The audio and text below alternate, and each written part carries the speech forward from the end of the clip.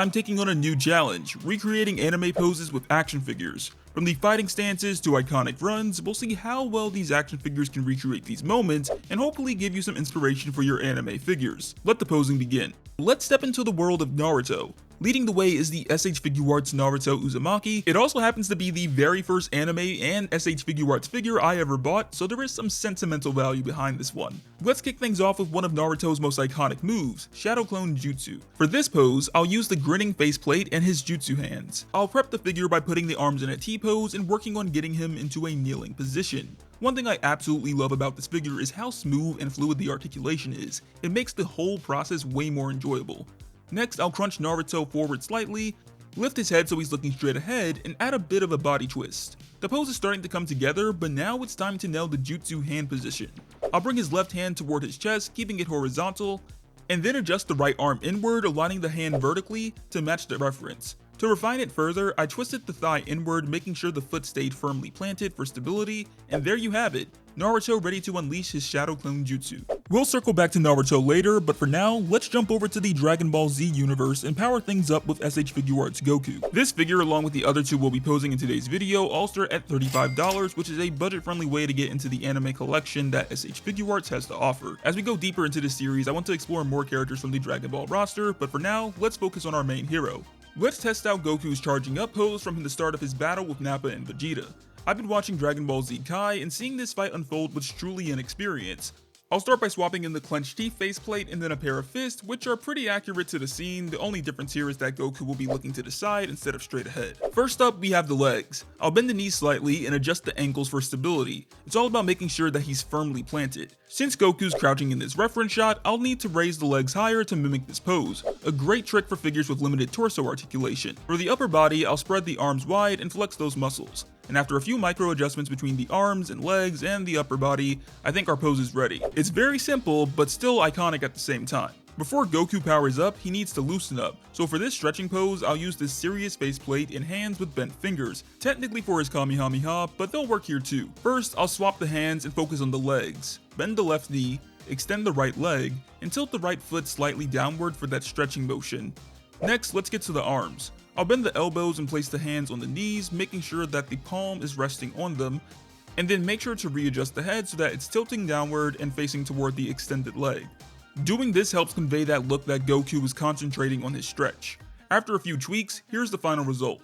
It looks solid overall, but I do wish the figure had a deeper back bend and that I could bend the left knee more. But then his left foot wouldn't match the look seen on the picture due to some limited articulation. Still not bad for what we're working with, but what do you all think? Next up, we have Goku's iconic stance before his showdown with Vegeta. For this pose, I'll stick with the serious faceplate, a left hand with 3 fingers bent, and a right fist. To start things off, I'll adjust the legs, repositioning each joint until the stance looks close to the scene. Once that's set, I'll move the arms, raising the left arm and bending it at the elbow, while the right arm stays flexed by his side with the fist tilted up. After a bit of fine tuning, here's the finished pose. This one's easily my favorite of the 3, and it'll make a great pose in any Dragon Ball display. Go ahead and let me know which Goku pose you think was the best of the 3, and stay tuned because an epic Naruto pose is on the way. But before we get there, let's dive into One Piece, one of the longest running and beloved anime of all time, starting in 1999. I'll use the SH Figuarts Monkey D Luffy in his Onigashima outfit. Let's kick things off with Luffy's leaping pose. It's full of energy and captures his excitement. For this one, I'll go with the smiling faceplate and fist to match what we see in the shot. I'll raise the legs and angle them outward, making sure that the feet add to that sense of motion. And next, I'll work on the arms, lifting them up and giving them a slight curve to keep the pose fun and dynamic. The arm joints on this figure are a bit tight, so I made sure to take my time to avoid anything snapping. The last thing I want on my hands right now is a broken figure. With the ab crunch adding that extra forward tilt, a few final tweaks brings it all together. A truly iconic pose for Luffy is his Gear 2, which is up next. In this shot, we see Luffy looking down with his hair exposed, fist to the ground and his other hand resting on his left knee. Fortunately, this figure has everything we need to bring this look to life, so let's dive in. I'll remove the sash piece to make the posing easier and start with the legs, using the same articulation trick I used for Goku to get Luffy looking down far enough to touch the ground with his fist. Then, I'll carefully adjust the left arm to rest his hand on his knee. This hand should be twisted inward more while resting on the knee, but it's impossible to do that with the limited range of the wrist. After some fine tuning of the joints, I'll reattach the sash and put his neck down a bit more so that you see a bit of his neck just like in the reference photo. And now the tricky part, balancing Luffy's hat on his back. At first I thought, how hard could this be? Well, it was hard enough to take like 5 tries.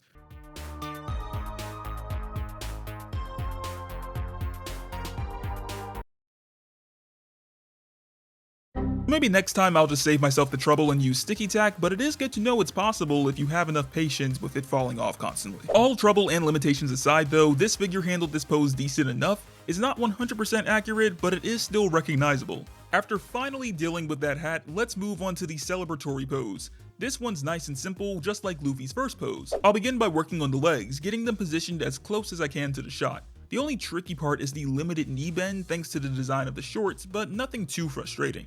Once the legs are sorted, it's time to adjust the arms, raising Luffy's right fist into the air like he's celebrating a big win. To wrap it up, I'll give his torso a little twist to the left to really sell the energy of the pose.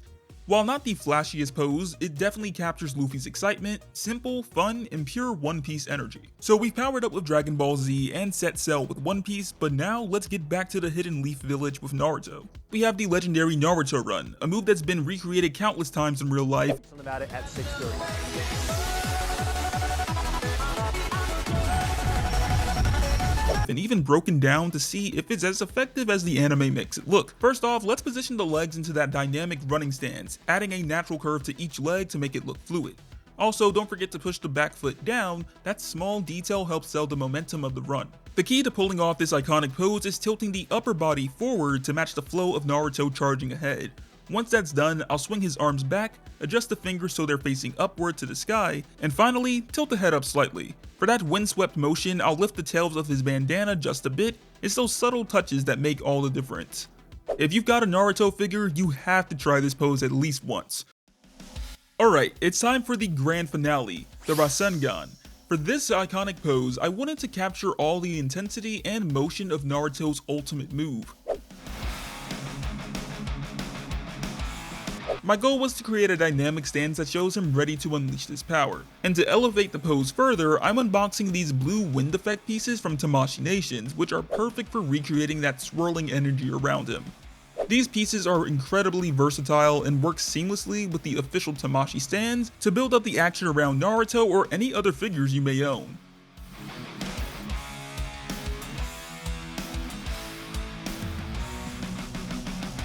After carefully setting everything up, adjusting the figure, and placing the effects just right, we've got a pose that truly feels like it leaped right out of the anime.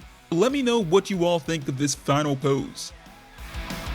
You've got a claustrophobic mind, and I am not the vagrant kind.